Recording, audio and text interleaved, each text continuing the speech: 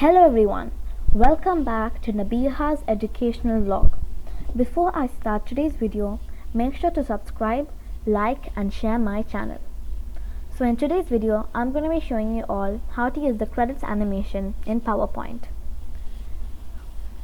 So basically the credits animation is the animation that is used at the end of movies to thank the people who have taken a part at the movie. So let's add this movie magic in our very own PowerPoint presentation. Let's start. So firstly, you need to put in the text which you would like to add in your animation. Next, let's add a few movie effects to our slide. So firstly, let's select our text and change the text color to white. Next, you can either right click and select the format background option or go to design and click on format background. Select solid fill and change the background color to black. The fonts which I prefer to use for the credits animation is either Calibri or Arial. You can choose any of these fonts or select a font of your choice.